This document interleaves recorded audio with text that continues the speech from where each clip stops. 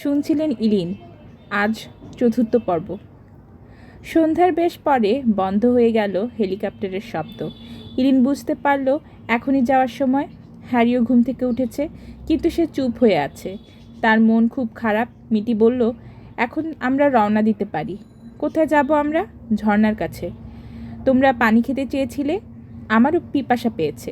খাবার না খেয়ে থাকা যায়, কিন্তু পানি না পান করে তো থাকা যায় না। ঠিক আছে, চলো। হাঁটা শুরু করলো ইলিন আর হ্যারি। তাদের দুজনের শরীরই দুর্বল হয়ে পড়েছে। দুপুরের পর কিছু খাওয়া হয়নি। তার থেকে বড় কথা, পুলিশ তাদের খুঁজছে। মারাত্মক মানসিক চাপ অনুভব করছে তারা। উপরন্তু অপরিচিত পথ এবং অনিশ্চয়তার ভবিষ্যৎ, সব কিছু মিলিয়ে ক্লান্ত পরিশ্রান্ত তারা। তারপরও এগিয়ে যাচ্ছে, অন্তত বেঁচে থাকার জন্য পানি পাবে এই আশায়। পথে ছোট বড় গুল্ম আছে, ঝোপঝাড়। মাঝে মধ্যে অদ্ভুত সব শব্দ কানে আসছে। শব্দগুলো নিশাচর প্রাণীর। কিছু কিছু নিশাচর প্রাণী বড় হিংস্র হয়। ওই রকম প্রাণীর সামনে পড়লে নিশ্চিত মৃত্যু। পিকনিকের জন্য যে জায়গাটা নির্ধারিত ছিল সেটা ছিল পাহাড়ের উপরে, নিরাপদ। কিন্তু এখন তারা যে সমতল ভূমিতে আছে সেটা মোটেও নিরাপদ নয়। হিংস্র প্রাণী রয়েছে এখানে। এই হিংস্র প্রাণীগুলো ক্ষুধার্ত থাকে, রাতে শিকারে বের হয়। সামনে পড়ে নিশ্চিত ওদের পেটে যেতে হবে। মাঝে মাঝে ঝোপঝাড়ের ঘনত্ব এত বেশি হয় যে পথের দিক পরিবর্তন করতে হচ্ছে তাদের। এজন্য অতিরিক্ত হাঁটতে হচ্ছে। ছোট ছোট লতার মধ্যে কিছু গাছ আছে যেগুলোতে অসংখ্য কাঁটা। কাটার কারণে লতাগুলো পা থেকে সরাতে বেশ সময় লাগছে। হাতেও বিঁধে যাচ্ছে কাঁটা। তখন বেশ ব্যথা করছে। তবে হ্যারিকে সাহায্য করছে ইলিন। তা না হলে হ্যারির পক্ষে অগ্রসর হওয়া সম্ভব হতো না। একটা জায়গায় এসে নিচে মাটির পরিবর্তে পাথর পেল তারা। ছোট বড় নানা রকম পাথর। এখানে গাছপালাও কম। আকাশ দেখা যায়, তবে চাঁদ খুব চিকন। এজন্য জ্যোৎস্নার আধিক্য নেই। জ্যোৎস্না থাকলে ভালো হতো তাদের জন্য। অনেক দূর পর্যন্ত স্পষ্ট দেখা যেত। এখন নিচে তাকিয়ে এগুতে হচ্ছে। মাঝে মাঝে যেতে হচ্ছে দুই পথের পাথরের মাঝ দিয়ে। কোনো কোনো জায়গায় হ্যারিকে টেনে তুলতে হচ্ছে ইলিনকে। এতে বেশ হাঁপিয়ে উঠেছে সে। পাথুরি জায়গা শেষ হলে আবার শুরু হলো ঝোপঝাড়। তারপর হঠাৎই যেন দেখা গেল ঝর্ণাটা উঁচু পাহাড়ের মাঝখান থেকে শুরু হয়েছে। ঝর্ণার পানি গড়িয়ে নিচে এসে পড়ছে। তারপর জলস্রোতের আকারে এগিয়ে গেছে ডান দিকে। হ্যারি আর সহ্য করতে পারল না। দু হাতে পানি নিয়ে পান করতে শুরু করলো। হ্যারির দেখা দেখি ইলিনও পানি খেলো। আর মিটি তো আগেই শুরু করেছে পানি খাওয়া। পাহাড়ের নিচে যেতে হলে জলস্রোতটা পার হতে হবে। মিটির পক্ষে সম্ভব না, কারণ তার তুলনায় পানির গভীরতা বেশি। তাই তাকে কোলে নিয়ে জলস্রোত পার হয়ে গেল ইলিন। হ্যারি অবশ্য একা একাই পার হলো। পানির নিচের মাটি পাথুরে হওয়ায় সমস্যা হলো না তার। পানির উচ্চতা হাঁটু পর্যন্ত। পাহাড়ের এপাশটা খুব সুন্দর। মাঝারি আকৃতির গাছে নানা রকম ফুল ফুটে আছে। রাত হলেও ফুলের উজ্জ্বলতা চোখে পড়ার মতো। অনেক গাছে ফলও আছে, তবে অধিকাংশ ফল অপরিচিত। তাদের উপস্থিতিতে চারিদিকে কিচিরমিচির শব্দ শুরু হয়েছে। উপরের ডালপালাগুলোও নড়ছে বেশি। কিছুটা ভয়ও করছে ইলিনের। বুঝতে পারছে না ঠিক জায়গায় এসে পৌঁছেছে কিনা। কি করবে যখন ভাবছে, তখন উপর থেকে ধূপ করে একটা বানর এসে পড়ল নিচে। তারপর অবাক কাজ করলো বানরটি। জড়িয়ে ধরল মিটিকে। বানরটিকে এবার চিনতে পারল ইলিন। বুবুই। হ্যারিদের বাড়ির পেছনে বুবুই পরিবারকে অনেকদিন যত্ন করেছিল তারা। ইলিন হাত বাড়িয়ে দিতে বুবুই এগিয়ে এসে হ্যান্ডশেক করলো তার সাথে। আর তখনই হ্যারির দুই কাঁধে লাফিয়ে পড়ল বুবুইয়ের দুই বাচ্চা। কি লাফালাফি তাদের! তারপর ঘাট টিপে দিতে শুরু করলো। হ্যারি তো অবাক। এরকম একটা মুহূর্তের কথা কল্পনাতেই ভাবতে পারেনি সে। মাত্র 1 মিনিটের মাথায় প্রায় 100-2 বানর জড়ো হয়ে গেল। কি তাদের উচ্ছ্বাস! মিটির মাধ্যমে বুবুই যখন জানতে পারল যে রাতে ইলিন এবং হ্যারি বনের মধ্যে থাকবে, তখন নিজেই উৎসাহী হয়ে তাদের বড় একটা গুহার মধ্যে নিয়ে গেল। তারপর খাবারের জন্য নিয়ে এলো কলা আর নারকেল। কলা সহজে খেতে পারলেও তারা নারকেল খেতে পারল না, কারণ কাটার জন্য কোনো যন্ত্র নেই। কয়েকটা মুরব্বি বানর দাঁত দিয়ে উপরের ছোবড়া তুলে ফেললো, তারপর পাথরের আঘাতে ভেঙে ফেললো নারকেল। অতঃপর খেতে পারল তারা।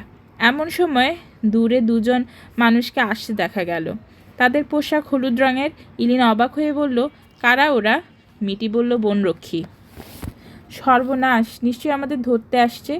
তাই তো মনে হচ্ছে। হাতে কি? Torch light. আলো ফেলতে ফেলতে আসছে। এখানে হইচই শুনে বোধহয় সন্দেহ করছে। আমাদের পালাতে হবে। গুহার মধ্যে থাকলে দেখে ফেলবে। এ রাতে কোথায় যাবে? একটা ব্যবস্থা হবে, ভয় পেও না। মিটি এবার বুবুইয়ের সাথে কথা বলল। বুবুই সব কিছু শোনার পরে অন্য বানরগুলোর উদ্দেশ্যে বলল, কিছু মুহূর্তেই সকল বানর হাতের একটা করে পাথর নিয়ে উঠে গেল গাছের উপর। তারপর খানিকটা এগিয়ে বনরক্ষীর উদ্দেশ্যে করে পাথর ছুটতে শুরু করলো।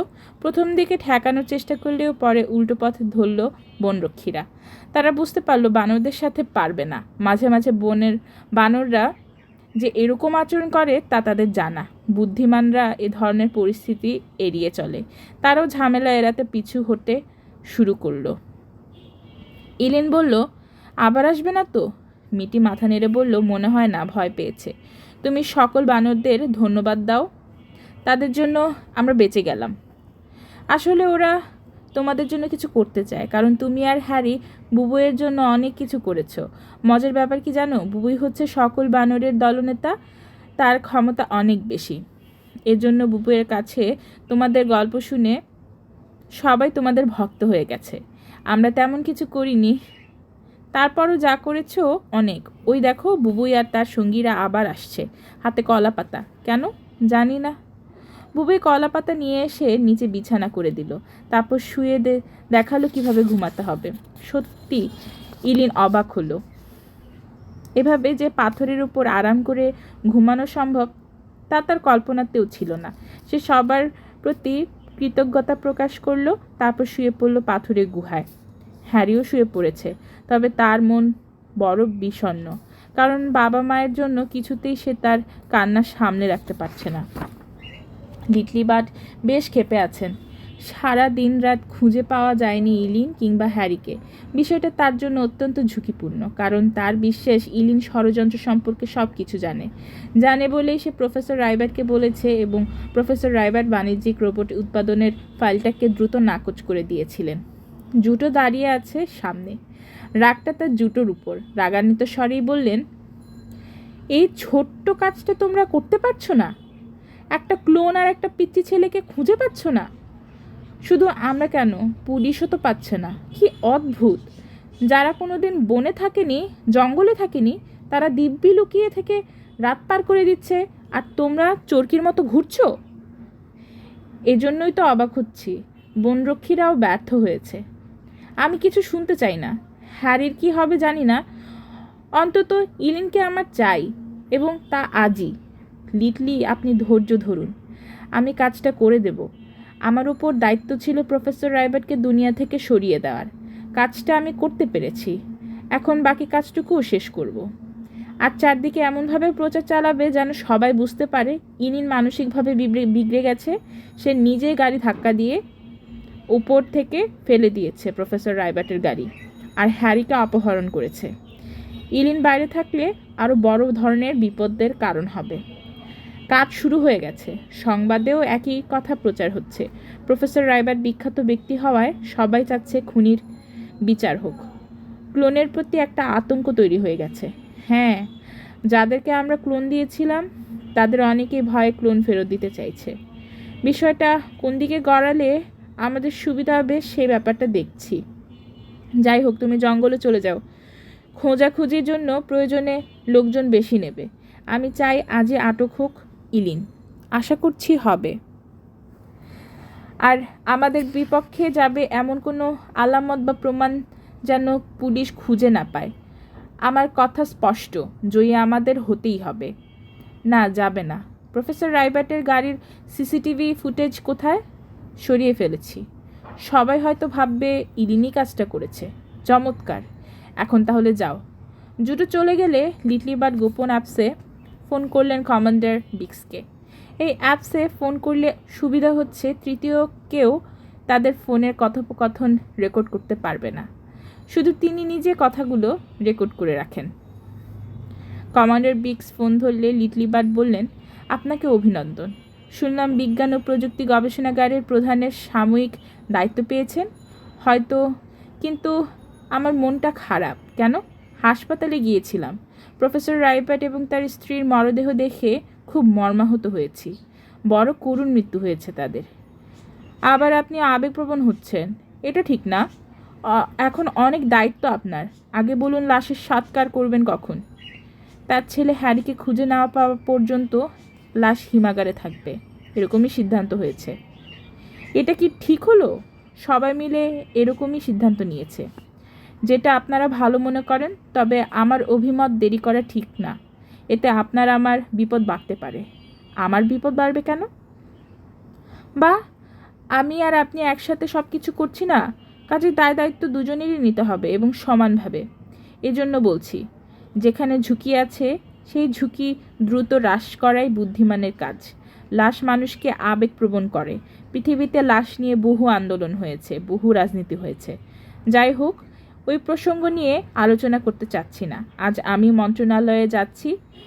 বাণিজ্যিক ক্লোন উৎপাদনের ফাইলটা আপনার দপ্তরে পুনর্বিবেচনার জন্য ফেরত পাঠানো হবে। পরবর্তী ব্যবস্থাগুলো আপনি গ্রহণ করবেন এবং খুব দ্রুত। ঠিক আছে। কমান্ডার বিক্স কোনো উত্তর দিলেন না, লাইন কেটে দিলেন। লিটলি বার্ড কিছুটা বিরক্ত হলেও দ্বিতীয়বার ফোন করলেন না, কারণ তিনি জানেন পরিস্থিতির সাথে খাপ খাইয়ে নিতে কমান্ডার বিক্সের কিছুটা সময়ের প্রয়োজন হবে। তবে সাফল্য তাকে পেতেই হবে, তা যেভাবেই হোক না কেন।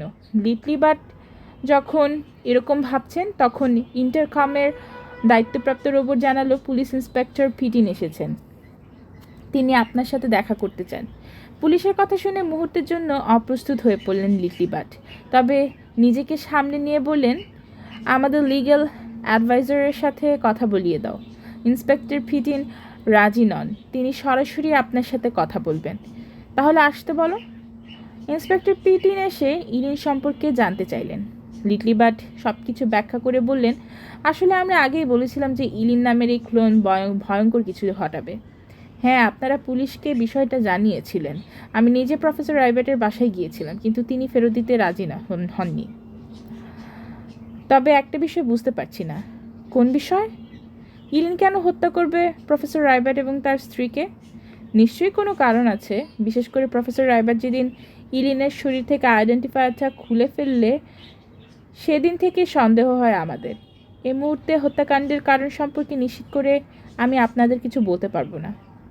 ইলিনকে আটক করতে পারলে জিজ্ঞাসাবাদে সব বের হয়ে আসবে। না, ইলিন খুব চালাক। একটার পর একটা মিথ্যা তথ্য দেবে আপনাকে, এমনভাবে সাজিয়ে গুজিয়ে বলবে যে আপনি তার কথাই বিশ্বাস করবেন। হয়তো বলবে প্রফেসর রাইবার্ট তাকে হত্যা করতে চেয়েছিল, নইলে বলবে তার উপর অত্যাচার নিপীড়ন করা হতো। এমনও হতে পারে বলে বসবে আপনি প্রফেসর রাইবার্টকে হত্যা করেছেন। আমি? বিস্মিত হবেন না, কথা বললাম। হয়তো আমার নামও বলতে পারে, আমি প্রফেসর রাইবার্টকে হত্যা করেছি। আসলে ইলিন সম্পূর্ণ বিগড়ে গেছে। এই দায়িত্ব তো আপনারা এড়াতে পারবেন না, কারণ আপনারা ইলিনকে তৈরি করেছেন। এজন্য আগেই আমরা আপনাদের জানিয়েছি। আপনি নিজ পর্যন্ত গিয়েছিলেন প্রফেসর রাইবার্টের বাসায়। হ্যাঁ, তাই তো। সেক্ষেত্রে আপনাদের দায়ী করব কিভাবে? আপনি ভাববেন না আমি আমার লোক লাগিয়েছি। ইরিনকে আমরা আটক করবই, আর আটক করা মাত্র ধ্বংস করে ফেলব। না না, আমাদের সাক্ষ্য নিতে হবে। কি প্রয়োজন? শেষে দেখা যাবে আবার কয়েকজনকে হত্যা করে বসবে। ইলিন আসলেই বিপজ্জনক। আমার ধারণা হ্যারিকেও হয়তো সে হত্যা করেছে। কি সাংঘাতিক! আপনারা লাশ পেয়েও যেতে পারেন। এরকম ঘটনা যেন না ঘটে সেই কামনা করছি। দেখি, আমি স্পেশাল সার্চ টিম নামাচ্ছি। ইলিনকে আমাদের পেতেই হবে। আপনিও আমাদের সাহায্য করবেন। অবশ্যই করব। আর তেমন কোনো কথা হলো না দুজনের মধ্যে। চলে গেলেন ইন্সপেক্টর পিটিন। লিটলি বার্ড মিটমিটি হাসছেন। ইন্সপেক্টর পিটিনকে অত্যন্ত তিনি বোকা বানাতে পেরেছেন। সকালে হেলিকপ্টারের শব্দে ঘুম ভেঙেছে ইলিনের। নাস্তা শেষে গুহার মুখে উকি দিতে দেখে মাথার উপর 3টা হেলিকপ্টার। জলস্রোতের ওপাশে অনেক পুলিশ দেখা যাচ্ছে। সবাই যে তাদের খুঁজতে ব্যস্ত তাতে কোনো সন্দেহ নেই। এরকম পরিস্থিতিতে দীর্ঘক্ষণ লুকিয়ে থাকা সত্যি দুঃসাধ্য। গুহাটা সমতল ভূমি থেকে বেশ উঁচুতে থাকায় বেঁচে গেছে তারা। আরেকটা সুবিধা হচ্ছে গুহার মুখে একটা গাছের ডাল বেঁকে আছে, এজন্য দূর থেকে দেখা যায় না। ইলিন মিটির সাথে খেলছিল। পাশে এসে হ্যারি বলল, ইলিন, এখানে আমরা কতক্ষণ থাকবো? ঠিক বুঝতে পারছি না, আমার হাত পা চুলকাচ্ছে। কই দেখি। ইলিন দেখলো হ্যারির ডান হাতে অনেকগুলো গোটা গোটা দাগ। বুঝতে পারলো মশায় কামড়েছে। এই গুহার মধ্যে বেশ মশা আছে, কারণ রাতে আলো ছিল না। মশা তাকেও কামড়িয়েছে, তবে অতটা নয়। এখনও অনেক মশা ভেতরে ঘুরঘুর করছে। মিটিও দেখেছে দাগগুলো। মিউ মিউ শব্দ করে সে বলল, ইলিন, তুমি ভেবো না, এক ধরনের পাতা আছে, ওই পাতার রস দিলে চুলকানি বন্ধ হয়ে যাবে। কোথায় পাবো পাতাগুলো? বুবুইকে বললেই নিয়ে আসবে, আর ওই পাতা গুহার ভেতরে রেখে দিলে মশা আসবে না। তাহলে তুমি বুবুইকে বলো। বুবুই তোমাদের জন্য ডাব আর পেঁপে আনতে গেছে, আসলে আমি বলবো। অনেক কষ্ট করছে বুবুই। তা করছে, তবে এটা সত্য, তোমাদের পেয়ে সবাই খুব খুশি। এমন সময় একটা হেলিকপ্টার পাহাড়ের একেবারে কাছে এসে উঠতে লাগলো।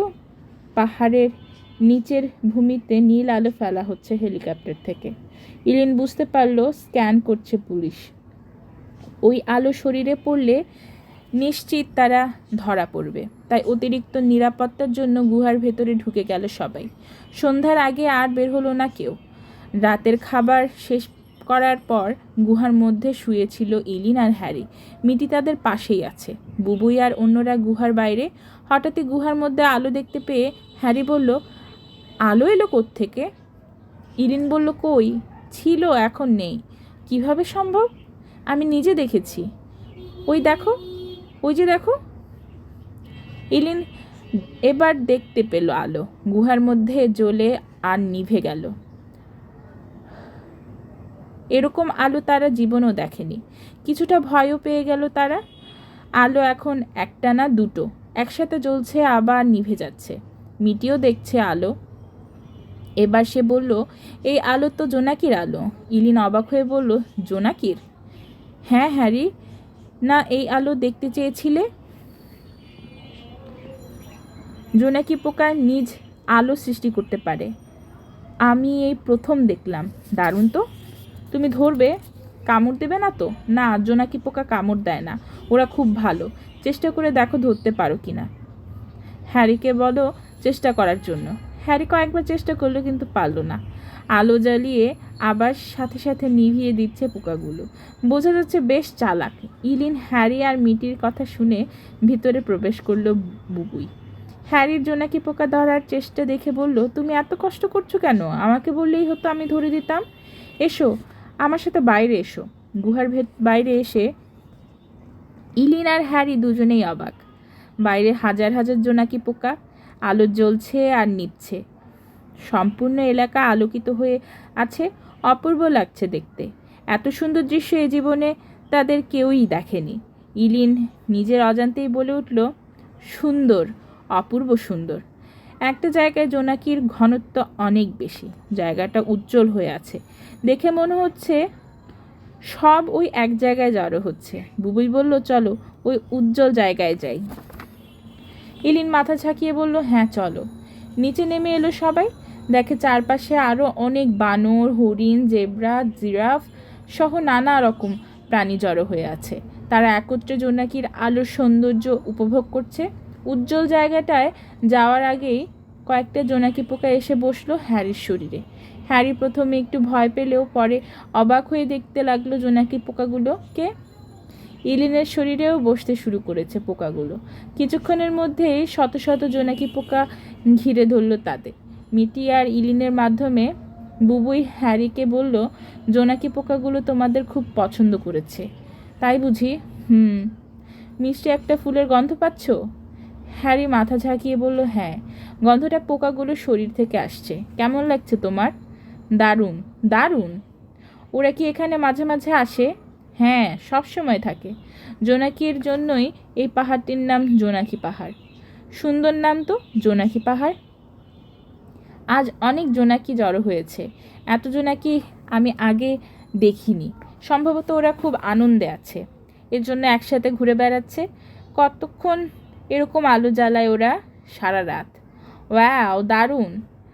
আমি সারা রাত জেগে থাকবো। সময় যত পার হতে লাগলো, নানা রকম পশু পাখির ভিড় বাড়তে লাগলো। পোকাগুলো কখনো এক জায়গায় ঘুরছে, আবার কখনো উপরে উঠে যাচ্ছে, তারপর আবার নিচে নেমে আসছে। এভাবে মাঝরাত পর্যন্ত ওরা আলো জ্বালালো আর নেভালো। তারপর ধীরে ধীরে জলস্রোত পার হয়ে দূরে চলে যেতে শুরু করলো। ইলিন আর হ্যারি যখন গুহা এলো, জোনাকি পোকাগুলো তখন অনেক অনেক দূরে চলে গেছে। তারপরও দুজন তাকিয়ে থাকলো পোকাগুলোর দিকে। পোকাগুলো জলে আর নেভে। দৃশ্যটা সুন্দর, সত্যিই সুন্দর। তৃতীয় দিন বিকেল থেকে আর হেলিকপ্টার দেখা গেল না আকাশে। খুঁজোখুঁজির মানুষও কমে গেল পুলিশের আনাগোনাও। গুহার মুখে বসে হ্যারি বলল, এখন আর কাউকে দেখা যাচ্ছে না ইলিন। হ্যাঁ, তাই তো দেখছি। আমরা এখন কি করব? আমি সিদ্ধান্ত নিয়েছি নিজেই পুলিশের কাছে যাব। হ্যারি অবাক হয়ে বলল, তুমি পুলিশের কাছে যাবে? তারপর কি হবে? আমি জানি না, তবে আমার উদ্দেশ্য লিটলি বাটকে আইনের আওতায় আনা। যদি আমরা পুলিশকে এখন সত্য তথ্য না দেই, তাহলে লিটলি বাট ধোয়া ছড়ার বাইরে থাকবে, আর আমার প্রতি সন্দেহ ঘনীভূত হবে। পুলিশ যদি লিটলি বাটকে গ্রেপ্তার করে, তাহলে অন্তত তোমার বাবা মায়ের হত্যার বিচার হবে। তারপর আমার কি হবে আমি বলতে পারছি না। সম্ভবত আমাকে ধ্বংস করে ফেলা হবে, কারণ ক্লোনদের নিয়ে পৃথিবীর মানুষ অতিরিক্ত ঝুঁকি নেবে না। আর যদি আমি পুলিশকে কিছু না বলি, তাহলে একসময় পুলিশ আমাকে গ্রেপ্তার করে দোষী সাব্যস্ত করবে। সেক্ষেত্রে আমার মৃত্যু ঘটবে, কিন্তু পার পেয়ে যাবে লিটলি বাট এবং কমান্ডার বিক্স। যেহেতু আমার মৃত্যু হবেই, অন্তত লিটলি বাট আর তার সঙ্গী আর কমান্ডার বিক্সের বিচার হোক, এটা আমি চাই। না না, তোমার মৃত্যু হোক এটা আমি চাই না। তুমি না চাইলে তো হবে না। পৃথিবীর একটা নিয়ম আছে, আমি নিয়ম মানি না ইলিন। আমি তোমাকে চাই, তুমি ছাড়া আমার আর কেউ নেই। কথাগুলো বলে হ্যারি দু হাতে জড়িয়ে ধরল ইলিনকে। ইলিন হ্যারির মাথায় হাত বুলিয়ে দিয়ে বলল, হ্যারি, এখানে আমরা দিনের পর দিন থাকতে পারবো না। তুমি নিশ্চয়ই বুঝতে পারছো, জঙ্গলের মধ্যে জীবন বড় কঠিন। তুমি থাকতে পারলে আমি থাকতে পারবো। আমি জানি তুমি আমাকে খুব ভালোবাসো, কিন্তু তোমাকে বাস্তবতা বুঝতে হবে। আমার মূল কাজ তোমার জীবনকে আনন্দময় করা, কিন্তু এখন মনে হচ্ছে আগে তোমার জীবনকে আমার রক্ষা করতে হবে। এই জঙ্গল তোমার জন্য মোটেও নিরাপদ নয়। হিংস্র জন্তু জানোয়ারের পাশাপাশি এখানে নানা রকম বিষাক্ত কীটপতঙ্গ রয়েছে, আর রয়েছে মশা। এই মশা নানা রকম রোগ জীবাণু বহন করে। অনেক আগে ছিল ম্যালেরিয়া, এখন নতুন হয়েছে হিনিলিয়া। হিনিলিয়া রোগে আক্রান্ত হলে তার জীবন রক্ষা করা বড় কঠিন হয়ে পড়ে। এই ঝুঁকি আমি নিতে পারবো না। তাছাড়া এখানে পরিষ্কার পরিচ্ছন্নতা, সুযোগ সুবিধা, ঝড় বৃষ্টি থেকে রক্ষার উপায় নেই কোনো চিকিৎসা ব্যবস্থা, এমনকি তোমার অতিরিক্ত জামা কাপড়ও নেই। বলো, আমি তোমাকে কিভাবে রক্ষা করব? আমি তো ভালোই আছি, আমার কোনো অভিযোগ নেই। আমি আসলে তোমাকে ছাড়া থাকতে পারবো না। আমার জীবনটা ছিল কষ্টের, তুমি আনন্দময় করেছো। তুমি আসার পর থেকে অনেক সুন্দর সুন্দর কাজ আমি করতে পেরেছি। আমি জানি হ্যারি, কিন্তু এখন সময়টা ভিন্ন। আমাদের সব কিছু পুলিশকে জানাতেই হবে। যদি কোনোভাবে লিটলির লোকরা জেনে যায় আমরা এখানে আছি, নিশ্চিত আমাদের হত্যা করবে। লিটলি তার স্বার্থে এই কাজ করবে, কারণ সে কোনো সাক্ষীকে বাঁচিয়ে রাখবে না। হ্যারি ঠোঁট কামড়ে বলল, তাহলে চলো আমাদের বাড়িতে চলে যাই। ওখানে সব কিছু আছে, কোনো সমস্যা হবে না। তুমি কি তোমাদের বাড়িতে যেতে চাও? হ্যাঁ, তাহলে আমরা আগামীকাল সকালে যাত্রা শুরু করব। ঠিক আছে, অনেক দূর হাঁটতে হবে আমাদের। আমি হাঁটতে পারবো, প্রয়োজনে বিশ্রাম নিয়ে নেব। তাই হবে। মিটি পাশে ছিল, এতক্ষণ কথা শুনছিল সে। সায় দিয়ে বলল, হ্যারি ঠিকই বলেছে, হ্যারিদের বাড়িতে যাওয়াই সবচেয়ে বুদ্ধিমানের কাজ হবে। কিন্তু সমস্যা হচ্ছে, পথ তো চিনি না। এটা কোনো সমস্যা না, আমি আর বুবুই তোমাদের পথ চিনিয়ে নিতে পারবো। তবে 1-2 দিন তোমরা পৌঁছাতে পারবে না, আরও সময় লাগবে। কেউ যেন আমাদের দেখতে না পায় সেজন্য কি করতে পারি? যে পথে তোমরা যাবে বুবুই আর তার দলের সকলে আগে থেকেই ওই পথটা পাহারা দেবে। যদি সন্দেহজনক কাউকে দেখতে পায় তোমরা আগেই ঝোপের আড়ালে লুকিয়ে পড়বে। বুদ্ধিটা মন্দ না, তবে হেলিকপ্টার হলে সমস্যা হবে, কারণ উপর থেকে তোমাদের দেখা যাবে। পুলিশের আচরণ দেখে মনে হয়েছে তারা আর হেলিকপ্টার দিয়ে সার্চ করবে না। দুপুরের পর আমরা আর কোনো হেলিকপ্টার দেখিনি। তুমি ঠিকই বলেছ। এখন সিদ্ধান্ত নাও তোমরা যাবে কি না। যেতে চাইলে রওনা দেওয়ার সময় ঠিক করতে হবে। ওই সময় মোতাবেক বুবুই ব্যবস্থা নেবে। খাওয়া দাওয়ার সমস্যা হবে না। সম্পূর্ণ পথে কলা, পেঁপে, নারকেল, স্ট্রবেরি পাওয়া যাবে। প্রথমে আমরা জলস্রোতের পাশ দিয়ে যাব। জলস্রোত এগিয়ে গিয়ে নদীর সাথে মিশেছে। ওই নদীর পাড় দিয়ে গেলে তোমাদের বাড়ির কাছাকাছি চলে যাওয়া যাবে। রাত কাটাবো কোথায়? বুবুয়ের সাথে আলোচনা করে ঠিক করতে হবে। দূরত্ব কিন্তু কম নয়, মানসিক শক্তি রাখতে হবে। তবে আমার বিশ্বাস তোমরা পারবে। যাই হোক, আমি বুবুইকে ডাক দিচ্ছি, সবাই মিলে তারপর সিদ্ধান্ত নেব। বুবুই এলে দীর্ঘ সময় ধরে একটা সভা হলো। সিদ্ধান্ত হলো পরের দিন সকালে তারা রওনা দেবে। তবে যদি দেখা যায় যে পুলিশ হেলিকপ্টার দিয়ে তাদের খুঁজছে তাহলে আর রওনা দেবে না। পরের দিন সকালের প্রস্তুতি থাকলেও রওনা দিতে পারল না হ্যারি আর ইরিন, কারণ পুলিশ তল্লাশি চালাচ্ছে। বিকেল পর্যন্ত হেলিকপ্টার দেখা গেল, আর পরের দিন শুরু হলো বৃষ্টি, তাই তাদের যাত্রা আবার বিলম্বিত হলো। এই কদিনে চুলকানি শুরু হয়ে গেছে ইলিন আর হ্যারির শরীরে। মূল কারণ তারা তাদের পোশাক পাল্টাতে পারছে না। এক পোশাকে এতদিন থাকা সম্ভব নয়। অবশেষে ঘনিয়ে এলো বিদায়ের দিন। রাত শেষে রওনা দেওয়ার প্রস্তুতি নিয়েছে তারা। তাদের বিদায় দিতে হরিণ, জেব্রা, জিরাফ, হাতি, বানরসহ অনেক প্রাণী এলো। তাদের সবার চোখে পানি। গত কয়েকদিন তাদের বেশ ভালো কেটেছে, বন্ধুত্ব হয়ে গেছিল সবার মধ্যে। আর আজ বিদায়ের দিন। ইলিন আর হ্যারি একে একে সবার কাছ থেকে বিদায় নিল। তারা যখন জলস্রোতের শেষ মাথায় নদীর তীরে এলো তখন কেবল সূর্য উঠতে শুরু করেছে। 5 দিন পার হয়েছে। ইলিন আর হ্যারির সন্ধান পাওয়া যায়নি। ধারণা করা হচ্ছে হ্যারিকে হত্যার পর ইলিন পলাতক আছে। পৃথিবীর নিরাপত্তার জন্য যে কোনো সময় ইলিন হুমকি হয়ে দাঁড়াতে পারে। শুধু ইলিন নয়, এখন পর্যন্ত সকল ক্লোন বিপদের কারণ হতে পারে মানব সভ্যতার জন্য। পত্রিকায় উপযুক্ত সংবাদ প্রচারের পর মন্ত্রণালয়ে একটা বিশেষ সভা বসেছে। ওই সভায় প্রাথমিকভাবে সকলে এই ঐক্যমত পৌঁছেছে যে এখন পর্যন্ত যে সকল ক্লোন পরীক্ষামূলকভাবে তৈরি করা হয়েছে সেগুলো যে কোনো সময় বড় ধরনের কোনো অঘটন ঘটাতে পারে। তাই ক্লোন উৎপাদনকারী প্রতিষ্ঠান 24 ঘন্টার মধ্যে সকল ক্লোনকে নিজ গবেষণা প্রতিষ্ঠানে এনে হত্যা করবে, আর ইলিনকে দেখা বা পাওয়া মাত্র হত্যা করা হবে। ওপরের ওই সংবাদ পাওয়ার পর মারাত্মকভাবে রেগে গেলেন লিটলি বাট। প্রথমেই ফোন করলেন কমান্ডার ব্রিক্সকে। কমান্ডার ব্রিক্স ফোন ধরতে বললেন, আপনি এই সিদ্ধান্তটা ঠেকাতে পারলেন না? আমি কিভাবে ঠেকাবো? সার্বিক অবস্থা আপনাকে বুঝতে হবে। আমার প্রতিষ্ঠানের কি পরিমাণ লোকসান গুনতে হবে ভাবতে পারছেন? কেন? আমার অনুমোদিত ক্লোনের সংখ্যা ছিল 20টি। আমি গোপনে 7টি ক্লোন পরীক্ষামূলকভাবে তৈরি করে বিভিন্ন প্রতিষ্ঠান আর পরিবারে দিয়েছি। প্রত্যেকটা ক্লোন থেকে আমি মাসে অতিরিক্ত অর্থ পাই। তাছাড়া 1000 ক্লোন আমার গবেষণাগারে তৈরি আছে, এগুলোকেও ধ্বংস করতে হবে। আপনি অনৈতিক কাজ করেছেন। বিজ্ঞান ও প্রযুক্তি গবেষণাগারের অনুমোদন ব্যতীত এতগুলো ক্লোন তৈরি করেছেন কেন? ব্যবসায়িক প্রয়োজনে করেছি, কিন্তু আপনি নিয়মনীতি অনুসরণ করেননি। আপনি অন্যায় করেছেন। আপনি আমাকে ন্যায় নীতির কথা বলছেন? অবশ্যই। নীতির বাইরে আমি যাব কেন? আপনাকে বুঝতে হবে যে আপনি প্রফেসর রাইবার্ট এবং তার স্ত্রীকে হত্যার মূল পরিকল্পনাকারীদের একজন। এ ব্যাপারে আপনার সক্রিয় অংশগ্রহণ ছিল। কমান্ডার ব্রিক্স প্রতিবাদ করে বললেন, আমি মূল পরিকল্পনাকারী নই। অবশ্যই আপনি মূল পরিকল্পনাকারী। আপনার কাছে কোনো প্রমাণ আছে? হ্যাঁ আছে। আপনার সাথে গোপন অ্যাপসে যত কথা হয়েছে সবই আমার রেকর্ড করে রেখেছি। আপনি অস্বীকার করতে পারবেন না। কমান্ডার বিক্স বিস্মিত কণ্ঠে বললেন, আপনি আমার কথা রেকর্ড করেছেন?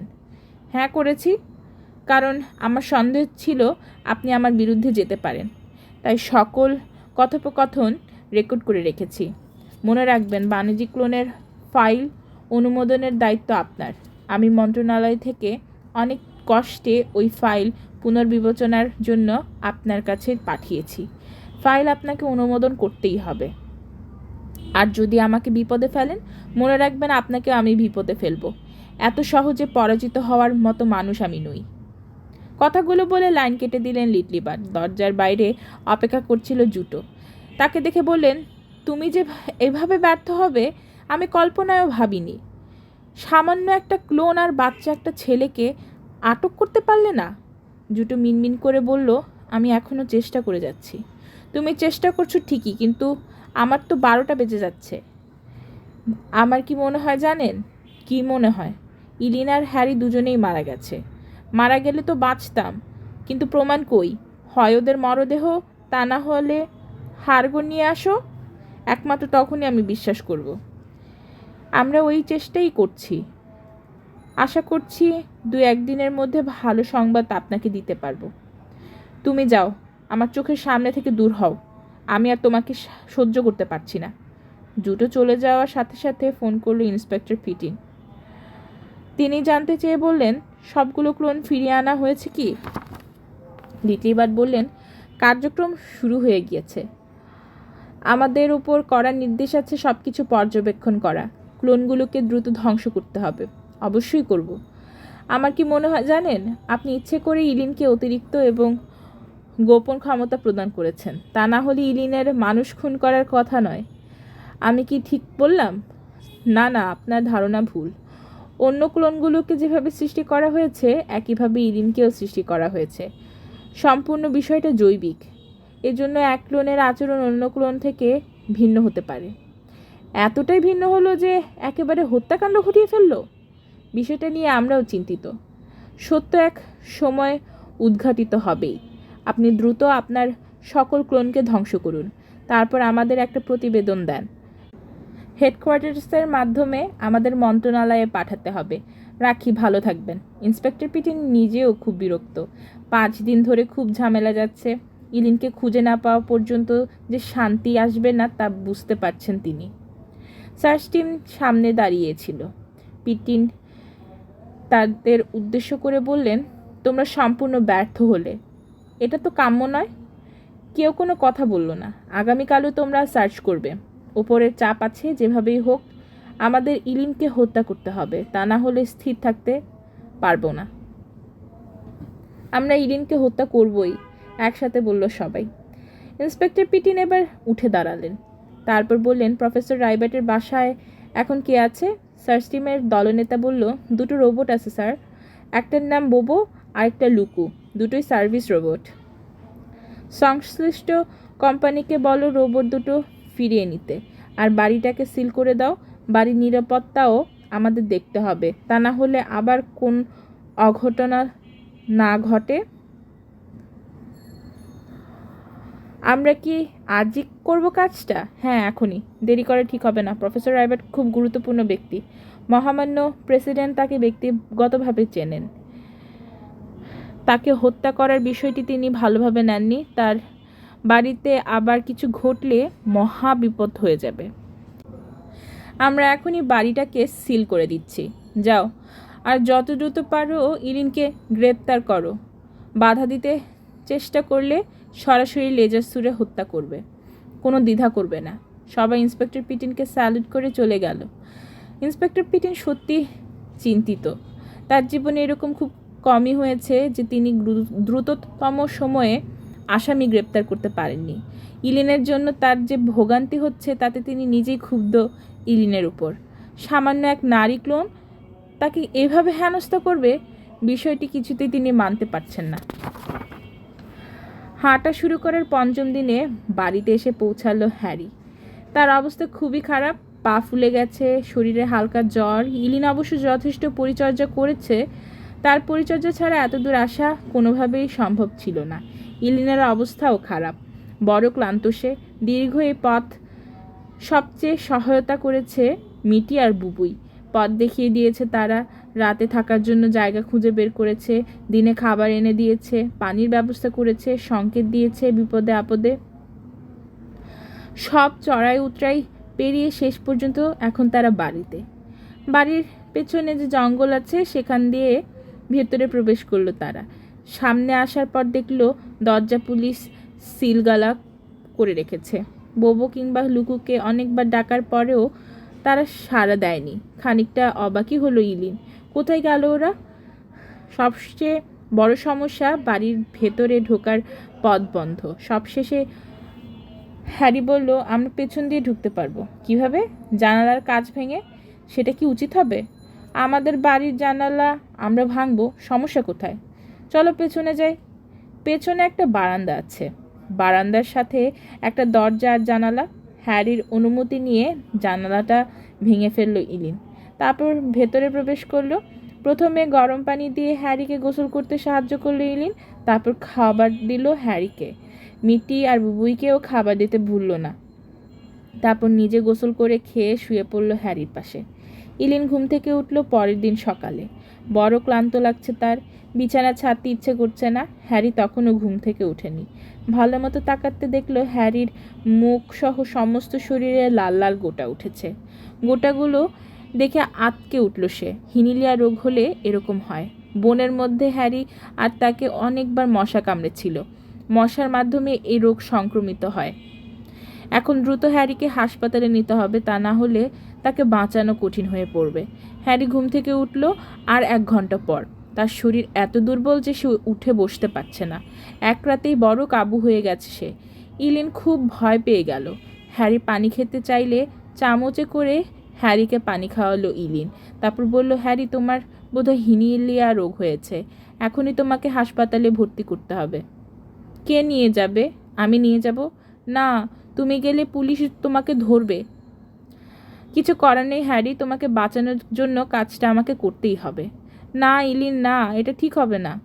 হ্যারি আর চোখে ইলিনের হাতের দিকে তাকালো, তারপর বলল, তোমার হাতেও লাল গোটা হয়েছে, তুমিও হিনিলিয়ার রোগে আক্রান্ত হচ্ছ। ইলিন দেখলো হ্যারির কথাই সত্য, তার হাতেও লাল লাল গোটা দেখা যাচ্ছে। হয়তো 1-2 দিনের মধ্যেই তার অবস্থা হ্যারির মতো হবে। হ্যারির মাথায় হাত বুলিয়ে দিলেন। ইলিন বলল, আমাকে নিয়ে তুমি ভেবো না হ্যারি, আমি আমি তোমাকে খুব ভালোবাসি ইলিন। আমি কথা আটকে গেল হ্যারির। তার জিহবায়ও লাল লাল গোটা হয়েছে, গোটাগুলো বেশ বড়। ইলিন বুঝতে পারলো হাতে সময় খুব কম। মিটি পাশেই ছিল। ইলিন বলল, বাসায় তো কোনো গাড়ি নেই, কিভাবে হাসপাতালে যাব? মিটি বলল, আমি জানি না, আমাকে একটা ট্যাক্সি ডাকতে হবে, নইলে অ্যাম্বুলেন্স আসতে সময় লাগবে, বড় ঝুঁকিপূর্ণ হবে কাজটা। আমার সামনে আর কোনো বিকল্প নেই মিটি, হ্যারিকে আমার বাঁচাতেই হবে। আমি ইলিনের কথার মাঝে হ্যারি মুখ দিয়ে গোগো শব্দ বের করতে লাগলো। ইলিন ডেকে উঠল, হ্যারি, হ্যারি, কথা বলো। হ্যারি চেষ্টা করেও আর কথা বলতে পারলো না, বরং চোখ বন্ধ করলো। তারপর হাত দিয়ে ধরে রাখলো ইলিনের একটা হাত। ইলিন বুঝলো আর দেরি করা যাবে না। হ্যারির হাতটা সরিয়ে যে সে বাসার ফোনের কাছে এলো, ঠিকানা দিয়ে আসতে বলল একটা ট্যাক্সিকে। ট্যাক্সি রোবট জানালো 3 মিনিট সময় লাগবে। ইলিন বাড়ির পেছনে এলো। বুবুই সহ আরও 3টা বানর এসেছে। সবগুলোকে বুকে জড়িয়ে ধরে বিদায় দিল সে। বুবুই তার নিজের চোখের পানি সামলাতে পারল না, কেঁদে কেঁদে বিদায় দিল ইলিনের কাছ থেকে। ট্যাক্সি এলে ইলিন এক মুহূর্ত নষ্ট করলো না, হ্যারিকে নিয়ে রওনা দিল হাসপাতালের উদ্দেশ্যে। মিটি চুপচাপ বসে থাকলো তার পাশে। হ্যারিকে হাসপাতালে ভর্তির পর ইমার্জেন্সি কক্ষে নিয়ে যাওয়া হলো। বাইরে অপেক্ষা করছে ইলিন। তার নিজেরও হাসপাতালে ভর্তি হওয়া একান্ত প্রয়োজন, কিন্তু সে জানে হাসপাতাল কর্তৃপক্ষ তাকে ভর্তি করবে না, কারণ সে ক্লোন। তার কোনো সিটিজেন নম্বর নেই। সিটিজেন নম্বর ছাড়া কেউ হাসপাতালে ভর্তি হতে পারে না। মিটি ব্যাপারটা বুঝতে পেরে বলল, হাসপাতালে ভর্তি না হলে তো তুমি বাঁচতে পারবে না ইলিন। ইলিন দীর্ঘশ্বাস ছেড়ে বলল, হ্যাঁ মিটি, তুমি ঠিকই বলেছ, কিন্তু হাসপাতালে ভর্তির হওয়ার যোগ্যতা আমার নেই। তবে আমি সৌভাগ্যবান এ কারণে যে এখন পর্যন্ত কেউ আমাকে চিনতে পারেনি। শহরের সবাই আমাকে খুঁজছে। আমার ছবি হাসপাতালের গেটেও টাঙানো আছে। তোমাকে চিনতে পারেনি কারণ তুমি কাপড় দিয়ে মাথা আর মুখ ঢেকে রেখেছ। আর উপায় কি বলো? কিন্তু তুমি এভাবে বেশিক্ষণ থাকতে পারবে না, কারণ তোমাকে ডাক্তাররাও সন্দেহ করবে। হাসপাতালের সিকিউরিটিতে দায়িত্বরত রোবটগুলোও সন্দেহ করতে পারে। আমি সেই সুযোগ তাদের দিতে চাই না। কেন? কারণ আমি পুলিশের কাছে যাব, সব খুলে বলবো। কি বলছো তুমি? হ্যাঁ, সত্যি বলছি, কারণ হিনিলিয়ার কারণে আমার মৃত্যু ঘটবে। তখন পুলিশ প্রফেসর রাইবার্ট আর তার স্ত্রীর মৃত্যুর রহস্য উন্মোচন করতে পারবে না। আমার মৃত্যুর আগে সব তথ্য আমি পুলিশকে জানাতে চাই। হতে পারে আগামীকালই আমি হ্যারির মতো অসুস্থ হয়ে পড়তে পারি। এর জন্য যা কিছু করার আজই করতে হবে আমাদের। ইলিন কথা শেষ করতে পারল না। একজন নার্স এসে বলল, ইলিনকে। ইলিন মাথা দোলালো। রোগীর অবস্থা ভালো নয়, তাকে আমরা ইন্টেন্সিভ কেয়ারে নিয়ে যাচ্ছি। ওখানে বাইরের কারো যাওয়া নিষেধ। আপনি দেখতে চাইলে এখনই দেখতে পারেন। মিটিকে রেখে ধীর পায়ে ইলিন হ্যারির বেডের পাশে এসে দাঁড়ালো। হ্যারির চোখ বন্ধ, বোঝা যাচ্ছে জ্ঞান নেই। কিছুতেই কান্না থামাতে পারছে না ইলিন। খুব খারাপ লাগছে হ্যারির জন্য। শেষ মুহূর্তে হ্যারির কপালে আলতো একটা চুমু খেলো সে, আর বিড়বিড় করে বলল, হয়তো আমাদের আবার দেখা হবে, আবার নাও হতে পারে। চিরবিদায় হ্যারি। নার্স হ্যারির বেডটিকে ইন্টেন্সিভ কেয়ারে নিয়ে যেতে শুরু করলো। যতক্ষণ হ্যারিকে দেখা গেল, অশ্রুসিক্ত ইলিন প্রার্থনা করল সৃষ্টিকর্তার কাছে, হে সৃষ্টিকর্তা, তুমি আমার প্রিয় হ্যারিকে দ্রুত সুস্থতা দান করো। পুলিশ স্টেশনে থেকে 100 ফুট দূরে বড় একটা গাছ। সেই গাছের নিচে বেঞ্চের উপর বসে আছে ইলিন, মিটি তার কোলের মধ্যে। মিটি বলল, ইলিন, তোমার শরীর গরম হয়ে উঠেছে। সম্ভবত জ্বর আসছে। হিনিলিয়া রোগের এরকম হয়। ইলিন মিটিকে তার বুকের মধ্যে জড়িয়ে ধরে মাথায় একটা চুমু খেলো। তারপর বলল, মিটি, আমি পুলিশ স্টেশনে প্রবেশ করলে আর ফিরে নাও আসতে পারি। ওরা আমাকে গ্রেফতার করবে। তুমি কি করবে? আমি এই গাছের নিচে অপেক্ষা করব। কেন? তুমি ফিরে আসবে এই আশায়। তুমি বড় ভালো ইলিন, বড় ভালো। তোমাকে আমি ভুলতে পারবো না। তোমার জন্য যদি আমার কিছু করার থাকতো আমি অবশ্যই করতাম। কথাগুলো বলার সময় টলটল করে উঠল মিটির চোখ দুটো। ইলিন নিজেকে নিয়ন্ত্রণ করতে পারল না। ভিজে উঠল তার চোখও। মিটিকে সে আরও জোরে বুকের মধ্যে জড়িয়ে ধরল। তারপর টেনে টেনে বলল, মিটি, তোমার মন অনেক মানুষের থেকে সুন্দর। মিটি কিছু বলার চেষ্টা করলো, কিন্তু তার গলা দিয়ে কোনো শব্দ বের হলো না। সে খুবই আবেগপ্রবণ হয়ে পড়েছে। ইলিন শেষে চুমু খেলো মিটির মাথায়। তারপর বলল, যদি পারো হ্যারিকে বলো ইলিন তোমাকে খুব ভালোবাসতো, খুব। আসি মিটি, যদি কোনো ভুল ত্রুটি করে থাকি আমাকে ক্ষমা করে দিও। মিটিকে বেঞ্চের উপর নামিয়ে দিল ইলিন। মিটি কাঁদতে কাঁদতে বলল, আর একটু থাকো না ইলিন। ইলিন মাথার কাপড় দিয়ে চোখ মুছল। তারপর টেনে টেনে বলল, বিদায় মিটি, বিদায়। মিটি বেঞ্চের উপর গুটিসুটি মেরে বসে থাকলো। তার সমস্ত শরীর কাঁপছে, মিউ মিউ করে কাঁদছে সে। এরকম করুণ কান্না যে কেউ শুনলে তার বুকটা ভেঙে যাবে।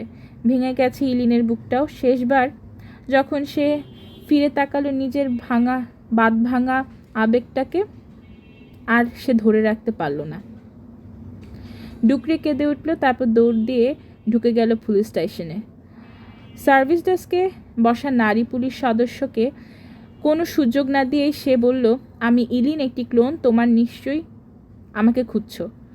আমি তোমাদের কিছু কথা বলতে চাই। নারী পুলিশ সদস্য ইলিনকে দেখেই চিনতে পারল। গত কয়েকদিন ইলিনের ছবি কম না হলেও 100 বার দেখতে হয়েছে তাকে। সে চিৎকার করে উঠে বলল, ইলিন, ইলিন ক্লোন, ওকে গ্রেফতার করো, গ্রেফতার করো। সাথে সাথে আরও 2 পুলিশ এবং নিরাপত্তা রোবট এসে হাতকড়া পরালো ইলিনকে। সমস্ত শরীর তল্লাশি করে তাকে নিয়ে যাওয়া হলো ইন্সপেক্টর পিটিনের কক্ষে।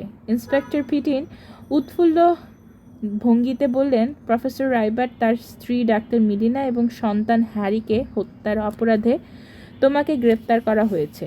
তুমি কি জানো? ইলিন টেনে টেনে বলল, আপনারা ভুল করেছেন। কি বলতে চাচ্ছ তুমি? হ্যারি জীবিত আছে। সে হিনিলিয়া রোগে আক্রান্ত। আমি তাকে হাসপাতালে ভর্তি করেছি। আমি নিজেও হিনিলিয়ায় ভুগছি। আর হ্যাঁ, প্রফেসর রাইবার্ট আর তার স্ত্রীকে আমি হত্যা করিনি। তাহলে কে হত্যা করেছে?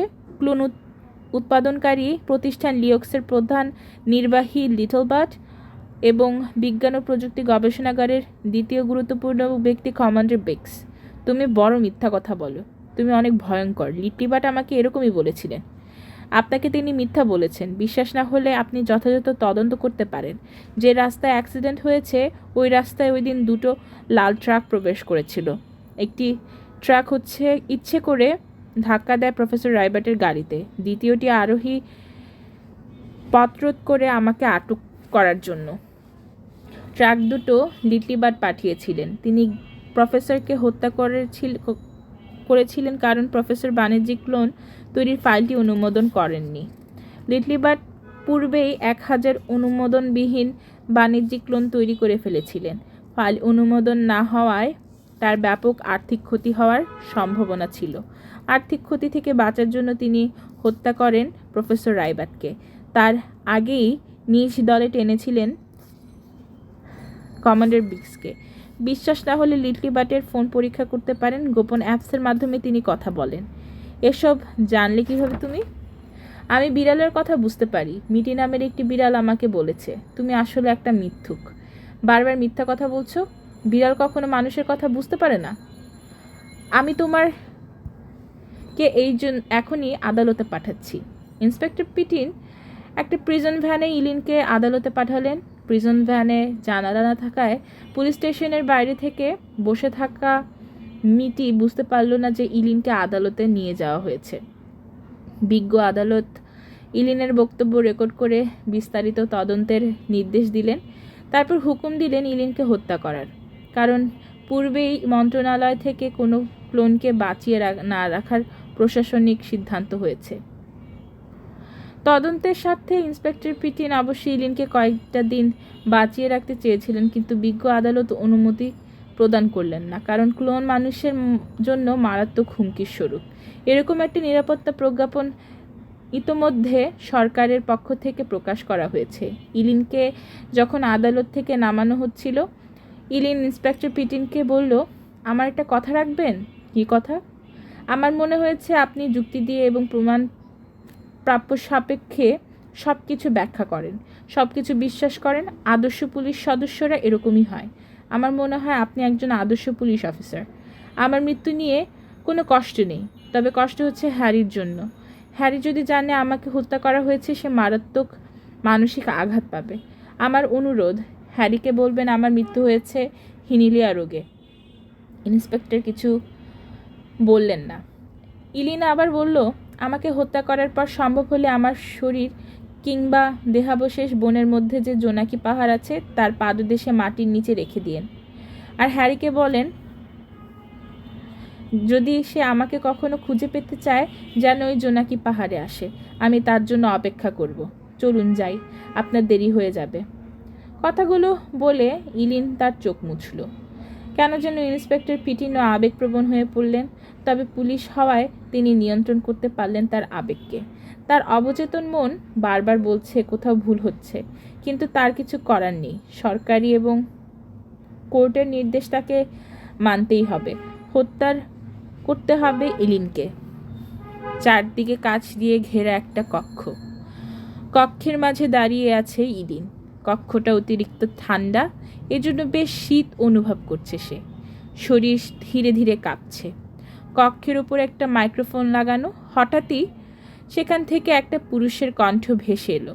ইলিন, আমি দুঃখিত, তোমাকে অভিনন্দন জানাতে পারছি না। তুমি তোমার দায়িত্ব যথাযথভাবে পালন করতে পারোনি। উল্টো তোমার বিরুদ্ধে মানুষ হত্যার অভিযোগ রয়েছে। ইলিন উপরের দিকে তাকালো, তারপর বলল, কে তুমি? আমি রোবট গোটো। আমি কি তোমাকে আগে কখনো দেখেছি? না, দেখনি, তবে কিছুক্ষণের মধ্যে দেখবে। কথা শেষ না হতেই কাচের ওপাশে দেখা গেল গোটোকে। কালো শরীরের একটা রোবট, গোল মাথার মাঝে থ্যাবড়া নাক, নাকের দুপাশে দুটো চারকোনা লাল চোখ। সে বলল, তোমাকে কিছুক্ষণের মধ্যে হত্যা করা হবে। তুমি কিভাবে মৃত্যুবরণ করতে চাও? আমাদের এখানে 3টি উপায় আছে: ইনজেকশনের মাধ্যমে, গ্যাস প্রয়োগের মাধ্যমে এবং ইলেকট্রিক শকের মাধ্যমে। ইলিন কোনো কথা বলল না। গোটো বলতে থাকলো, অধিকাংশ ক্লোন গ্যাস প্রয়োগের মাধ্যমে মৃত্যুর পদ্ধতিকে বেছে নেয়, কারণ গ্যাসের মাধ্যমে মৃত্যু হলে কষ্ট কম হয়। এই পদ্ধতিতে তুমি মিষ্টি একটা গন্ধ অনুভব করবে আর 10 সেকেন্ডের মধ্যে ঘুমিয়ে পড়বে। অতঃপর বিষাক্ত গ্যাস তোমার শরীরের সকল নার্ভকে অবশ করে দেবে এবং তোমার মৃত্যু ঘটাবে। মৃত্যুর এই প্রক্রিয়া সম্পন্ন হতে সময় লাগবে মাত্র 3 মিনিট। তুমি কিছু টের পাবে না, মনে হবে মায়ের কোলে শুয়ে মৃত্যুবরণ করছো। এবারও কোনো কথা বলল না ইলিন, শুধু একটা দীর্ঘশ্বাস ছাড়ল। তুমি যদি কোনো পদ্ধতির কথা না বলো তাহলে গ্যাস প্রয়োগের মাধ্যমে তোমার মৃত্যু আমি নিশ্চিত করব। আমার চিপসের প্রোগ্রাম এভাবেই তৈরি করা হয়েছে। ইলিন টেনে টেনে বলল, মৃত্যুর উপায় বিষয়ে আমার কিছু বলার নেই। শুধু প্রার্থনা করব পৃথিবীর সকল মানুষ সুখে থাকুক, তারা যেন আর কোনো দিন কোনো ক্লোন তৈরি না করে। আমি তোমার বক্তব্যটা সংশ্লিষ্ট কর্তৃপক্ষকে পৌঁছে দেব। আর যেহেতু মৃত্যুর উপায় সম্পর্কে তোমার কোনো পছন্দ নেই, গ্যাস প্রয়োগের মাধ্যমেই তোমাকে হত্যা করা হবে। এক্ষেত্রে মেঝেতে শুয়ে পড়া হবে বুদ্ধিমতির কাজ, তা না হলে জ্ঞান হারানোর পর তুমি নিচে পড়ে যাবে এবং সেক্ষেত্রে ব্যথা পেলেও পেতে পারো। ইলিন মেঝেতে শুয়ে পড়ল। গোটো বলল, তোমার মৃত্যু শান্তির হোক। বিদায়। বিদায় ইলিন। ইলিন মিষ্টি একটা গন্ধ অনুভব করলো। তারপরই ভারী হয়ে আসতে থাকলো তার চোখের পাতা। চোখ বন্ধ হওয়ার পূর্ব মুহূর্তে তার চোখ দিয়ে দুফোঁটা অশ্রু গড়িয়ে পড়ল। কেউ বুঝতে পারল না মৃত্যুর আগে কতটা কষ্ট হচ্ছিল তার বুকের মধ্যে। 3 মিনিটের মাথায় মৃত্যু হলো ইলিনের। মৃত্যুর পর তার শরীরটাকে রাখা হলো কফিনের মতো একটা বিশেষ যন্ত্রে। 5 মিনিটের মাথায় সমস্ত শরীর পুড়ে ছাই হয়ে গেল। গোটো নামক রোবট ছাইগুলো নিয়ে পৌঁছে দিল ইন্সপেক্টর পিটিনকে। ইন্সপেক্টর পিটিন অপেক্ষা করছিলেন ছাইগুলোর জন্য। 10 বছর পর পরন্ত বিকেলে হ্যারি এসেছে জোনাকি পাহাড়ে। এখানে ইলিনকে সমাহিত করা হয়েছে। তার মৃত্যু হয়েছিল হিনিলিয়া অসুখে। ইন্সপেক্টর পিটিন তাকে জানিয়েছেন। এই ইন্সপেক্টর পিটিনই তার বাবা মায়ের হত্যা রহস্য উদ্ঘাটন করেছিলেন। যে ট্রাক দিয়ে তার বাবার গাড়িতে আঘাত করা হয়েছিল, ওই ট্রাকের সামনে লাগানো সিসি ক্যামেরার ভিডিও ফুটেজ গুরুত্বপূর্ণ প্রমাণ পাওয়া গেছে। তাছাড়া লিটলি বার্টের মোবাইল ফোনে পাওয়া গেছে সকল কথোপকথনের প্রমাণ। লিটলি বার্ট, কমান্ডার বিক্স এবং জুটো সহ আরও 5 জনের সর্বোচ্চ শাস্তি মৃত্যুদণ্ড কার্যকর করা হয়েছে। ইলিনের শেষ ইচ্ছা অনুসারে ইন্সপেক্টর পিটিন ইলিনকে জোনাকি পাহাড়ে সম্মোহিত করেন। হিনিলিয়া থেকে মুক্ত হওয়ার জন্য হ্যারির মোট 3 মাস হাসপাতালে ছিল। তারপর ইন্সপেক্টর পিটিনই তাকে এখানে প্রথম নিয়ে আসেন। সেই থেকে প্রতি বছর ইলিনের মৃত্যু দিবসে হ্যারি আসে এই জোনাকি পাহাড়ে। তার কবরে ফুলের শ্রদ্ধা জ্ঞাপন করে। ইলিনের আরেকটা পরিচয় আছে এখন, আর তা হলো ইলিন পৃথিবীর শেষ ক্লোন। ইলিনের মৃত্যুর 1 মাস পর মানব ক্লোন তৈরি সম্পূর্ণ নিষিদ্ধ ঘোষণা করে সরকার। এজন্য পৃথিবীতে আর কোনো ক্লোন তৈরি হয়নি। হ্যারি ইলিনের কবরে ফুল রাখল, তারপরই রওনা দিল বাড়ির উদ্দেশ্যে। তার সাথে 2 জন বন্যরক্ষীও আছে। সে যখন জলস্রোত পাড়ি দিল তখন সন্ধ্যা পার হয়ে অন্ধকার নেমে এসেছে। ফিরে তাকাতে দেখে বনের পুরোটা অন্ধকার হলেও জোনাকি পাহাড় ঠিকই আলোকিত। ওখানে হাজার হাজার জোনাকি পোকা উড়ে বেড়াচ্ছে। পোকাগুলো একত্রিত হয়ে অতি উজ্জ্বল আলো সৃষ্টি করছে। দূর থেকে দেখলে মনে হবে এই আলো বুঝি ইলিনের আলো, যে ইলিন তাকে নতুন জীবন দিয়েছিল, নতুনভাবে বাঁচতে শিখিয়েছিল। প্রচণ্ড বৃষ্টি হচ্ছে। পুলিশ স্টেশন থেকে কিছুটা দূরে বড় একটা গাছের নিচে বসে আছে মিটি নামের হাড্ডিসার রুগ্ন এক বিড়াল। গত 10 বছর ধরে সে এখানে আছে। ঠান্ডা, গরম, রোদ, বৃষ্টি, ঝড় কোনো কিছুই তাকে এখান থেকে সরাতে পারেনি। সব সময় তাকিয়ে থাকে পুলিশ স্টেশনের দিকে। বয়সের কারণে চোখে অস্পষ্ট দেখলেও চোখ সরায় না, কারণ গত 10টি বছর ধরে সে অপেক্ষায় আছে ইলিনের, এই পৃথিবীতে যাকে সে সবচেয়ে বেশি ভালোবাসে।